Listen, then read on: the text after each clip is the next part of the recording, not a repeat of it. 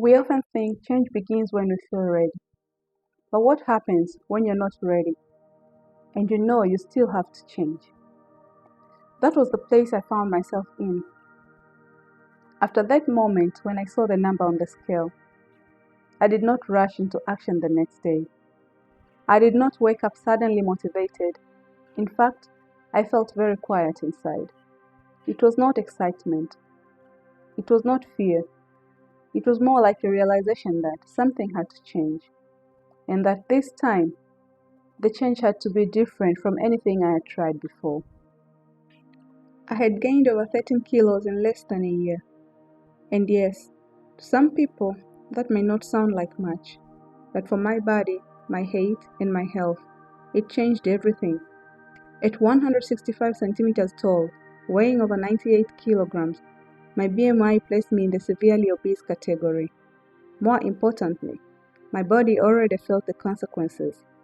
This wasn't about appearance anymore, it was about function. So instead of chasing another quick fix, I sat down and asked myself a simple question.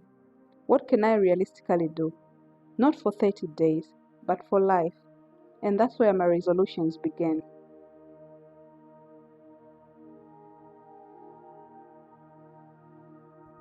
I had already proven to myself that I could lose weight very quickly if I wanted to. I had done that more than once. I had tried strict diets.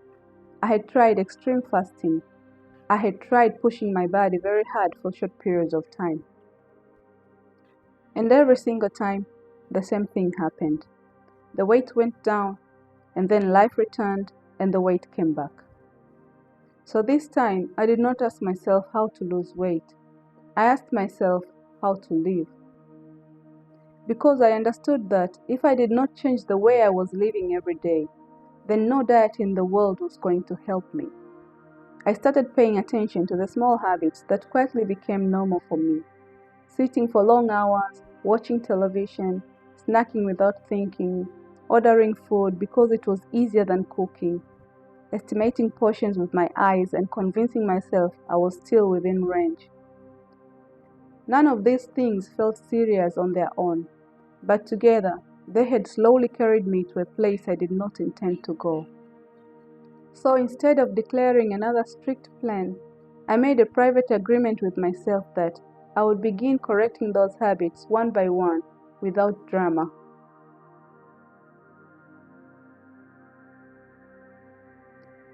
I decided that most of my meals would come from my own kitchen again. When you cook, you know what goes into your food. You notice the ingredients, you control the portions, you slow down. That meant grocery shopping more intentionally. It meant learning simple meals that I could prepare without stress. It meant accepting that sometimes the food would be repetitive, and that repetition was not failure but structure. I also realized that many of the foods I had been relying on were convenient, packaged, and designed to last a very long time. I did not need to eliminate everything, but I needed to reduce how often those foods became the center of my day. Another change I made quietly was removing alcohol.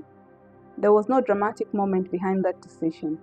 I simply understood that my body was already trying to recover, already trying to adjust, and alcohol was not helping that process. I wanted to give myself the clearest environment possible to heal.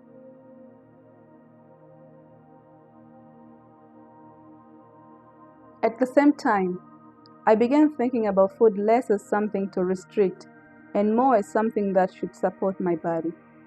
I had already been dealing with skin reactions and inflammations, and my dermatologist had explained that certain foods could be triggering those responses. So my focus shifted. I was not eating less, I was eating with more awareness. More plants, more balanced meal, enough protein to support recovery, foods that did not irritate my system. For the first time, weight loss was not the only goal.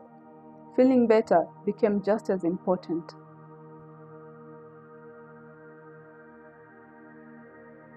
I also had to reconsider my relationship with fasting. In the past, I had pushed fasting to extremes, believing that longer always meant better. But I had learned the hard way that when fasting is not supported properly, it can create stress, hormonal imbalance, hair loss, and fatigue. This time, I allowed fasting to become gentle, a natural overnight pause, about 14 hours, sometimes a little more, sometimes a little less. Nothing forced, nothing competitive, just a rhythm that fit into my life instead of controlling it.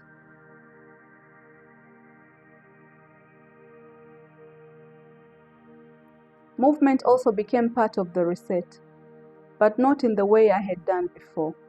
I did not promise myself intense workouts forever.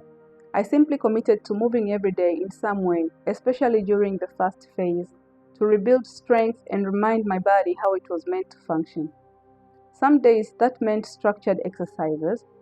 Other days it meant walking longer, stretching, or simply staying active instead of sitting for hours.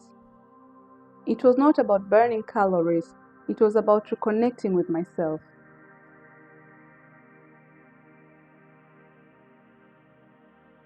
What I began to understand during this time was that momentum is built through ordinary days, not extraordinary ones. There was no single moment when everything suddenly worked. There are just many small decisions repeated again and again, even when they feel boring, even when they feel slow. And that is why I say this journey did not start with motivation. It started with acceptance. Acceptance that I needed to change. Acceptance that the change would take time. Acceptance that doing it slowly was not weakness. It was the way it would last. Even now, I do not see this as a temporary phase. It is simply how I'm choosing to live. And if you're watching this while trying to make your own changes, whatever they may be, I hope you allow yourself the same patience. Because sometimes the most powerful transformation does not begin with intensity. It begins quietly, with a decision to do things differently. Thank you for being here with me. And if this resonates with you, please subscribe so we can continue this journey together, one step at a time. Take care.